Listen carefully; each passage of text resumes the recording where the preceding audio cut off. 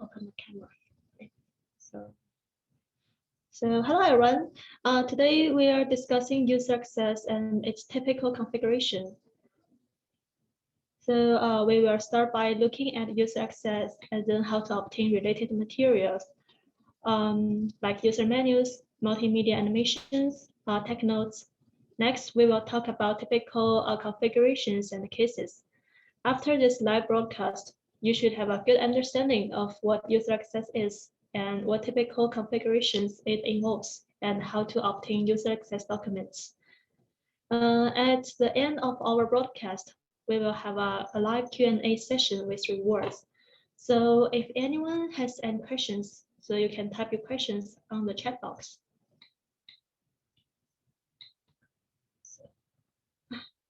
So first, let me introduce myself.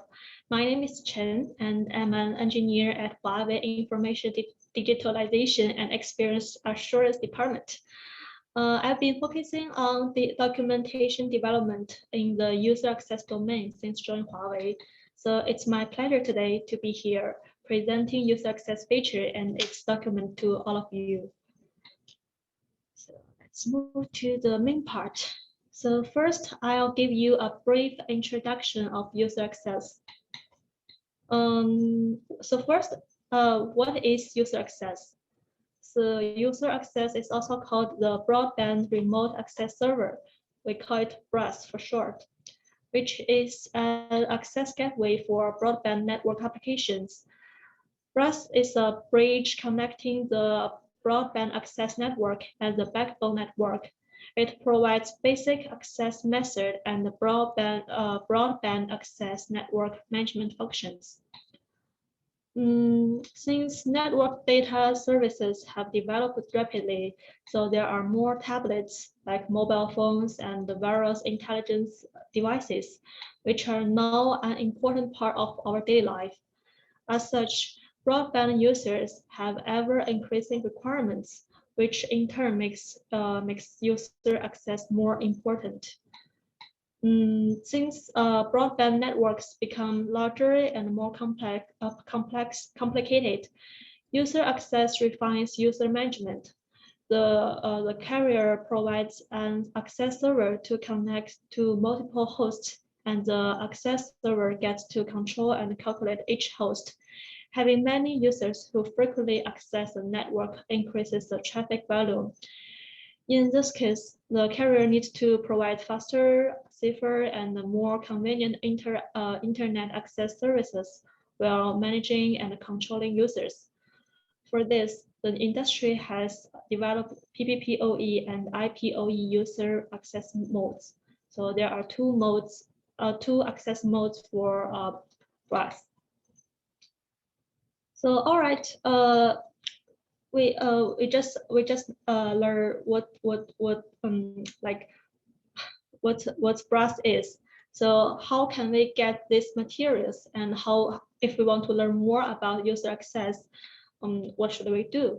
So you can visit Huawei Support E website. In this live broadcast, we will introduce the Huawei Support E website and show you how to find the materials related to user access. Here is our address, support.huawei.com/e. In general, you can find almost all related information about user access in our official support website, including user menus, tech notes, and troubleshooting guides. The content we are covering today in the live broadcast is also available in the product documentation, multimedia animation, and maintenance guide. So the user menus describes the principles, configuration procedures, and references of all features supported by a device, including software and hardware.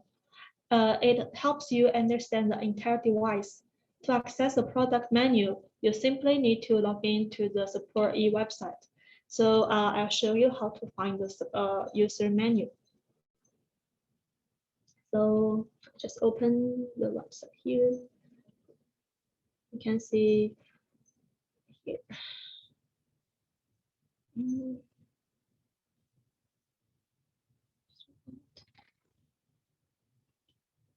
Here is our website, so you can find all the informations. You click routers and select the, I'll take NE40E as example. So there are all like documentations here and product descriptions, hardware descriptions, feature descriptions, yeah, and also like configuration examples, maintenance. As I just mentioned, the user menu is right here. And if I want to learn more about user access, I'll open description here and feature description. And here, user access.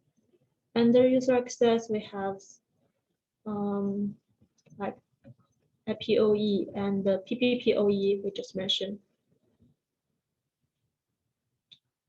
So here you can see the definition, purpose, and benefits of those features, and so that you can learn it for more details here. So in addition, let's back to our slides. So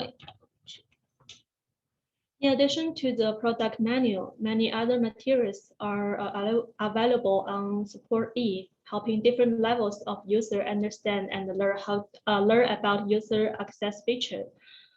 For a quick introduction about two most common user access modes, watch the whiteboard animation video on user access. So those two videos describes PPPoE and IPOE in a lively and straightforward way. So this series actually has 3 episodes. In this webinar, I will focus on introducing 2 ways of access.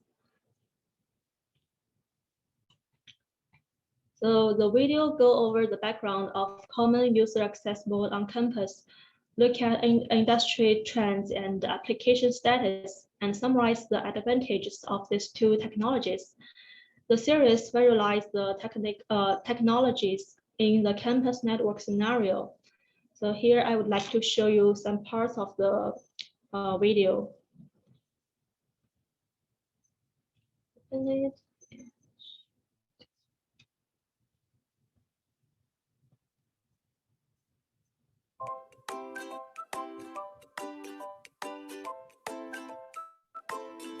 With the rapid development of data services and the emergence of various electronic products, such as tablets, mobile phones, smart wearables, and smart home devices, broadband services are penetrating into our daily lives, and the number of broadband users is increasing rapidly.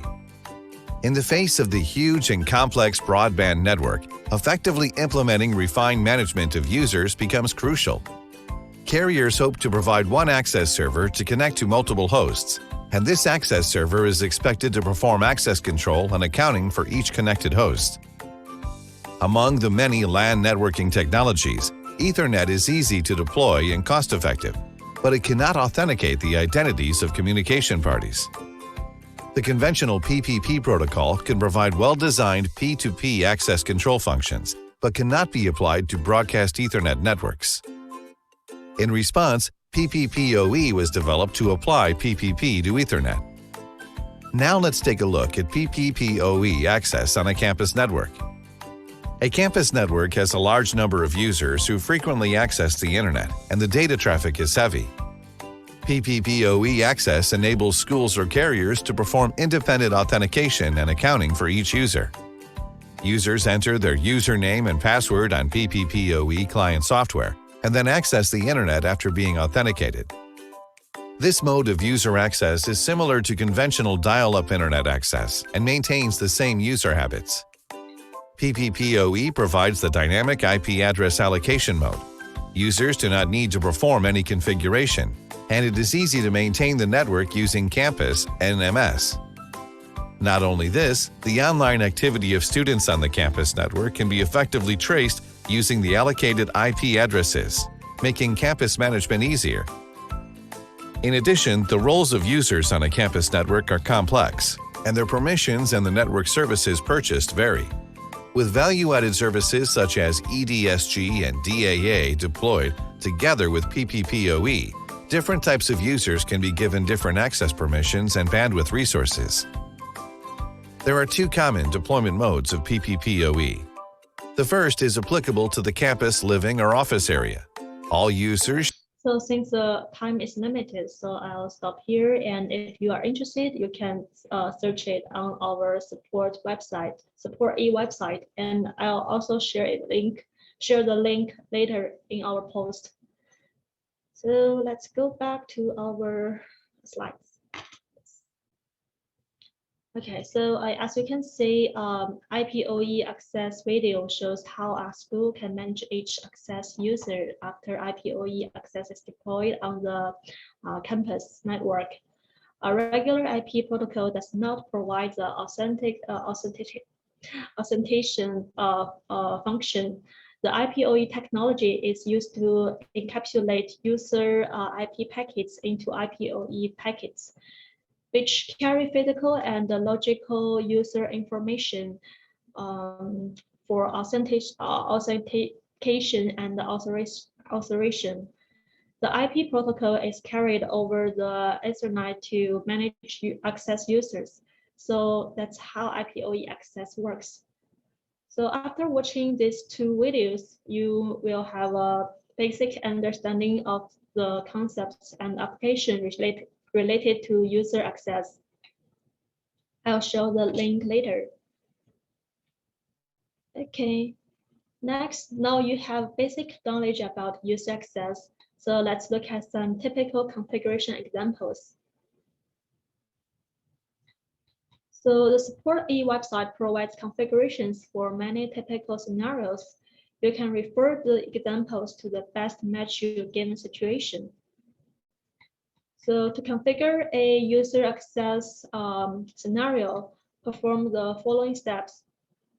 Like 5 main steps is like configure AA schemas, configure radius, configure address pools, configure domain, and configure the interface. So you have to configure the authentication and accounting schemas, an address pool for user access, and a radius group. Then bind these configurations to a domain. In addition, configure a base interface, configure brass interface. Once you completed this 5 main steps, perform any other scenario-specific configurations. So in the typical configuration examples, you can see user access configurations for multiple scenarios. Let me show you. It's also in our support.e website. So here you open it and configuration.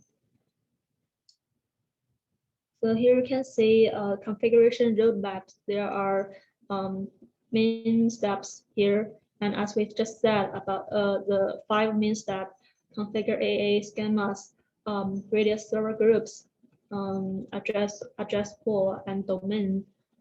And then you can just add the like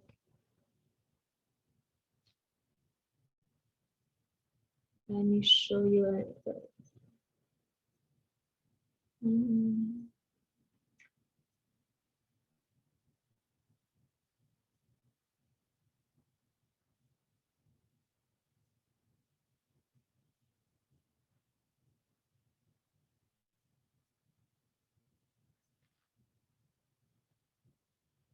So in this case, it's at the DAA service policy and like queues profile. So you can refer your situation and to find the specific topic you want to learn and find those examples here.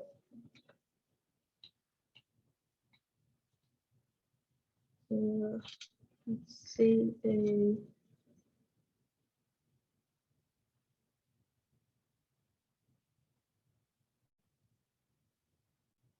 Also, there are a map here, and so here you can see the exact profile here. You can just copy this and paste it in the devices so that it will run it directly.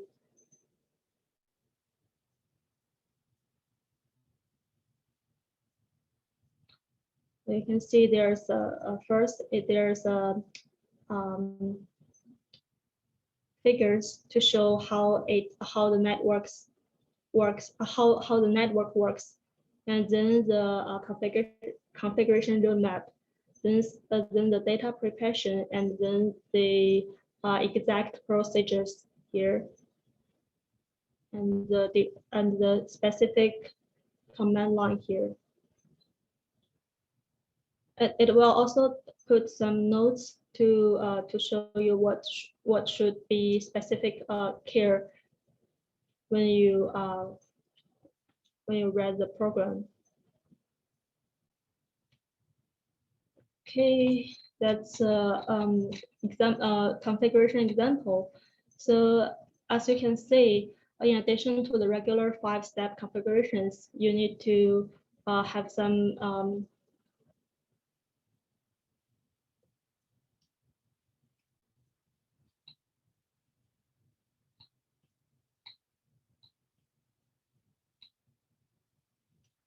So in addition to the typical configurations, we also have maintenance guide. Here you can view the descriptions and configuration guides related to routine maintenance, emergency maintenance, and the troubleshooting of brass, as well as the performing basic operation and maintenance.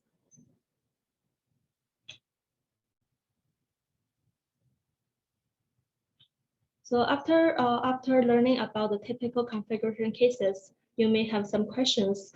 For example, how can we solve configuration problems encountered in actual operations? This is quite straightforward. You can view the details of specific problems in the tech notes, including the network design, configuration, maintenance, and troubleshooting method. Tech notes are focused on practical examples. These short technical documents describe a specific issue and provide solutions. So let's look at example.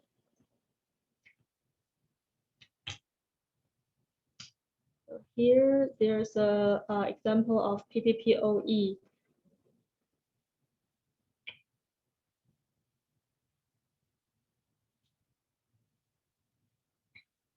So first of all, we need to run the display AAA. First, we need to run the display AAA online fail report command to check user login failure reports. This step is often used to locate user login problems. So it's a very useful command. The online fail reasons field displays the cause of user login failure, which helps you roughly locate the fault. If login failure records are displayed, check the configuration procedure based on the cause of login failure.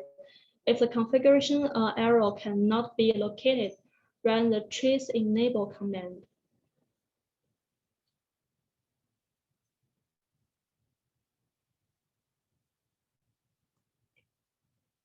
To enable service tracing for the user.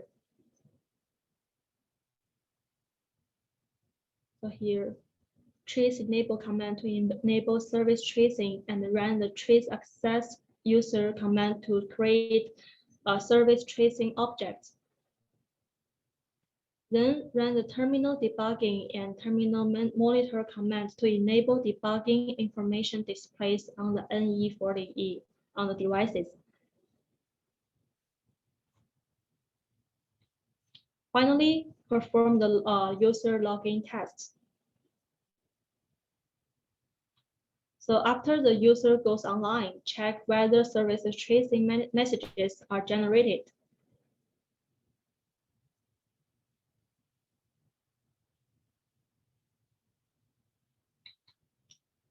So if the user is not contained in the login failure report, the user did not succeed in getting online. This indicates that PPPoE link has not been set up. In this case, you need to check whether the user is surprised. For more details, you can For more details and reasons, you can check the link here, check our technotes, check the troubleshooting guides here. Also, I will share this link later on our post.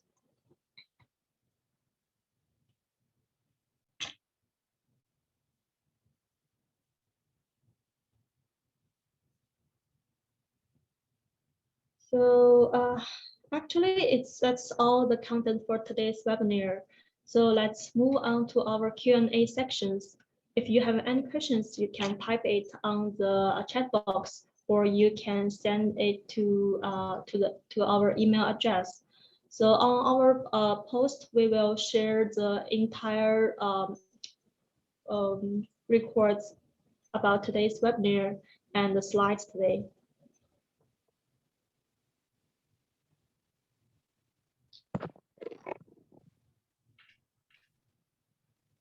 So here, any questions? Thanks, Lin Chen. Any questions, you can leave it in the chat box now.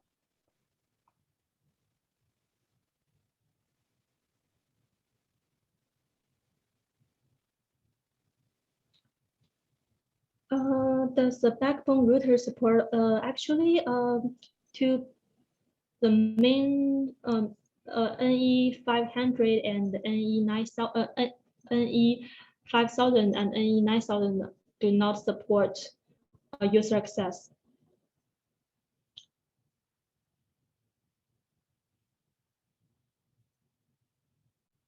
Authentic used for wireless broadband, you mean the so the AAA, we call, show you authentic.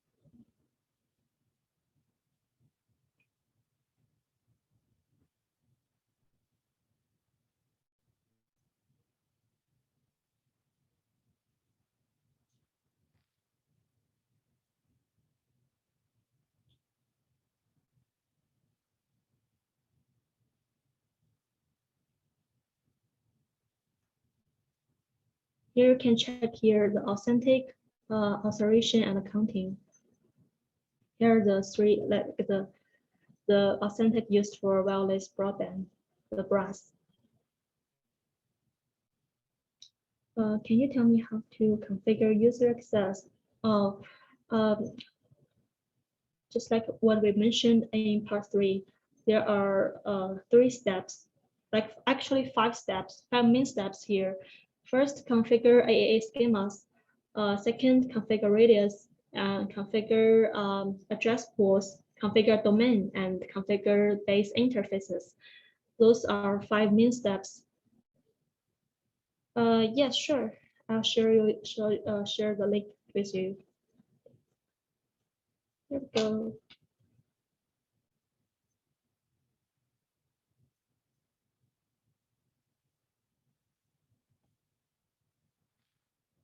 Is it possible to use multiple CPE? For this question, that's a good one. I need to check it later. So I'll record this question and I will get the answer, email it to you later. Copy this question and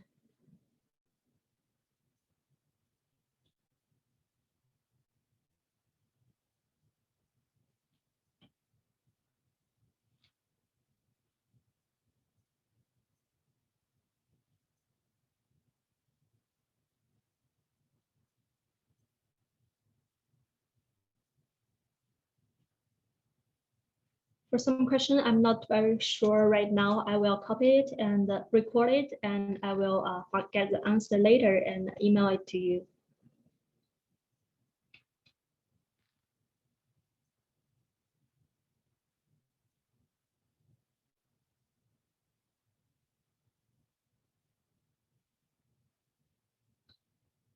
BFD is another features.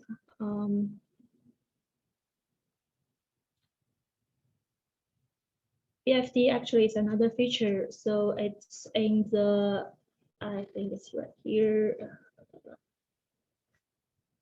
reliability. It's a reliability function feature here. So it's a protocol that can quickly detect communication failure between devices. Actually, we don't have it as a book because if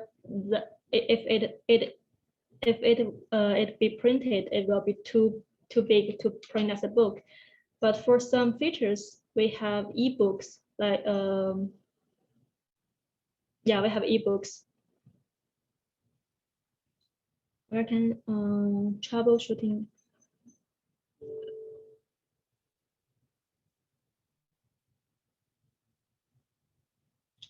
Actually, I would like to share the ebook with you, but it's not about user access. We have it for other features, functions.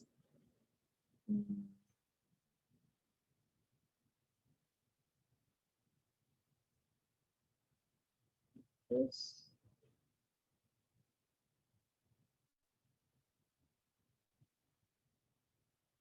troubleshooting guides, I will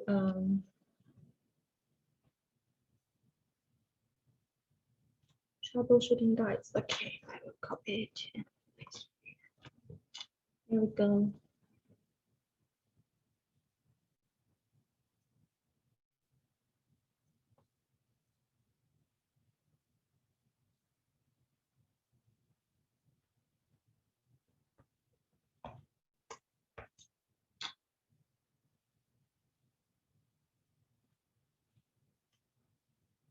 Yes, ebooks. We have some ebooks introducing some cool functions about our devices, but not for user access.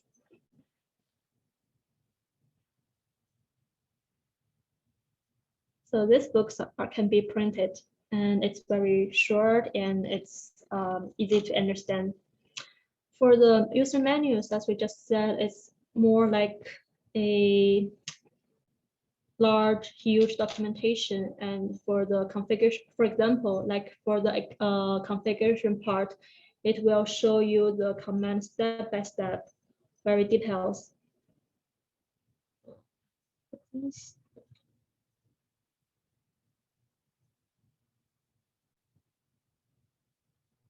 Examples.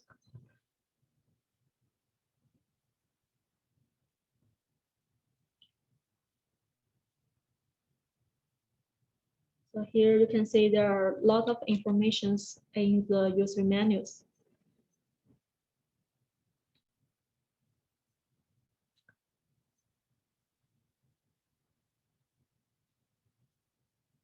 Also like the command reference.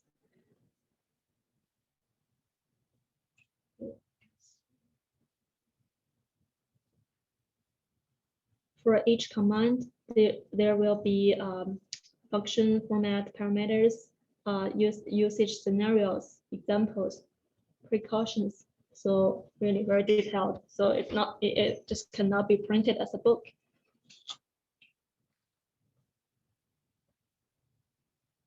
You can download it and use the use an app to check it offline. Oh, recently we use HEDX 2.0 a lot. It's a little bit different from HEDX 1.0. It is more advanced. Let me show you.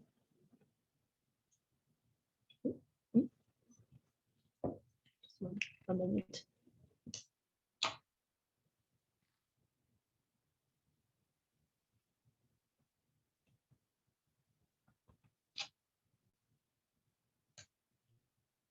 Mm-hmm.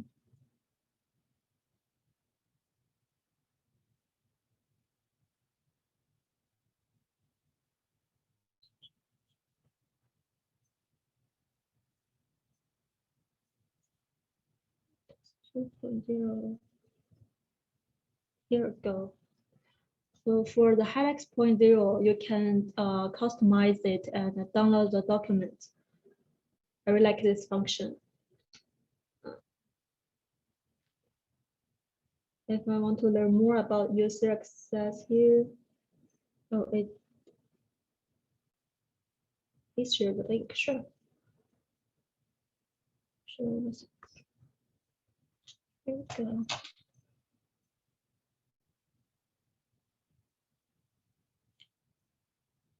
Here you can find the troubleshooting management directly in the Helix 2.0 page, and you can download it here. So you can download it as a PDF format.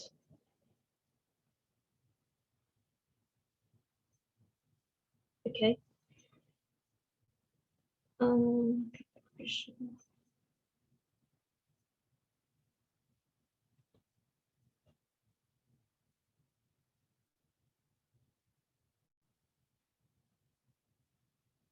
So for this page, you can download as a PDF.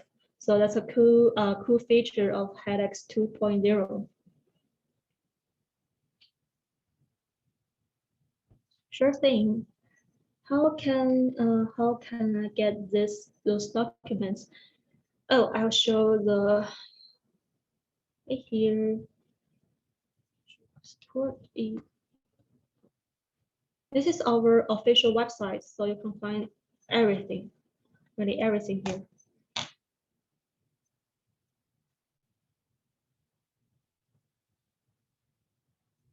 So I just download the configuration guide, and it will be downloaded as a PDF format, and everything's here. You can watch them. You can check them offline. It's very convenient.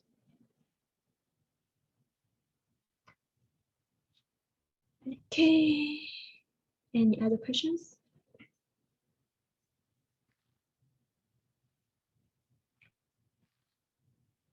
Did I miss anything? Just one this question, I need to check it later.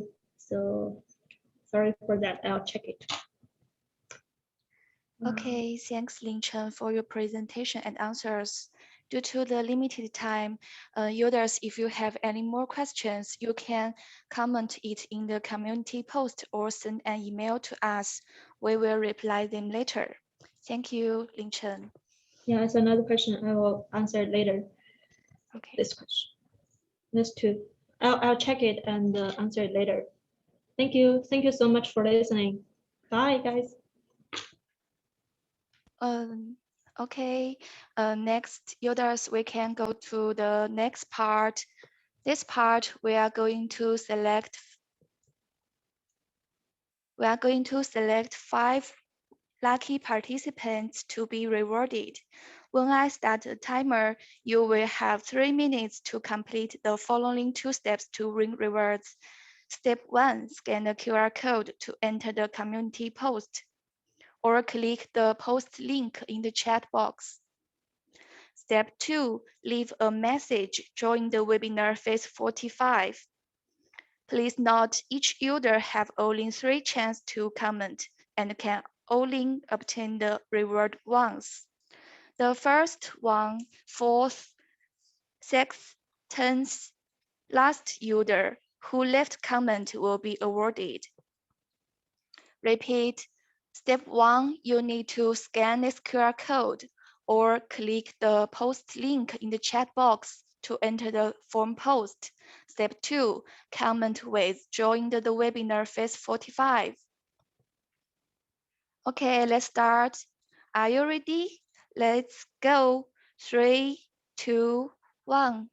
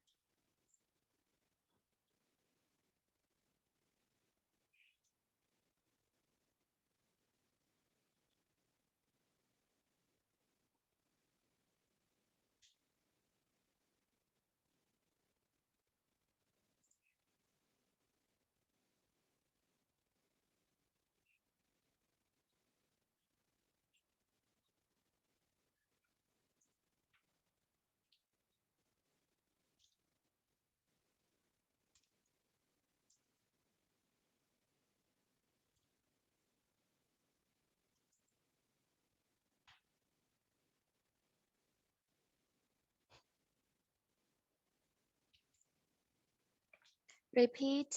Step 1, you can scan this QR code to enter form post. Step 2, comment with join this webinar phase 45. 5 lucky participants will get 600 high coins.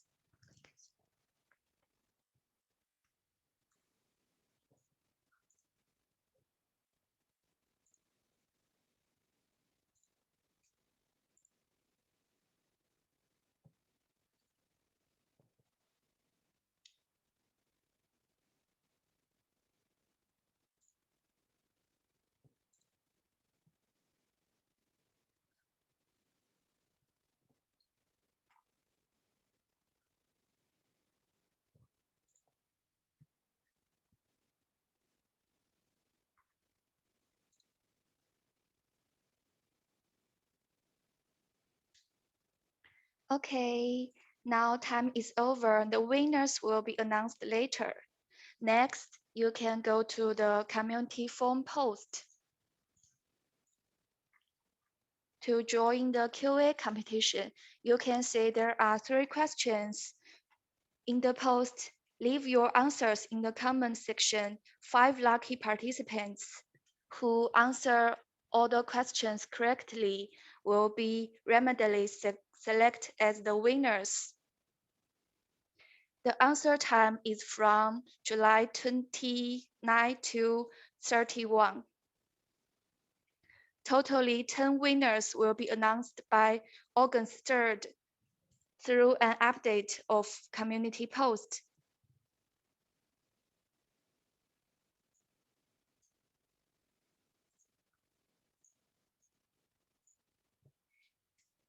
The playback and sliders will upload to the post. Thanks for watching.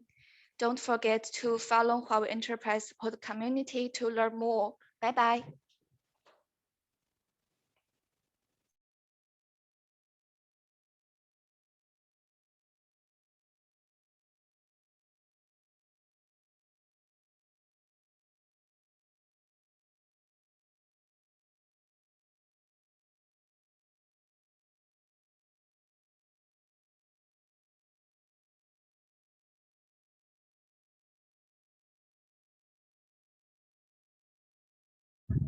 Hey, Dongxiao, can you hear me? Could you please share the webinar forum to tell our yes to tell our users the QA competition, because you didn't share the forum.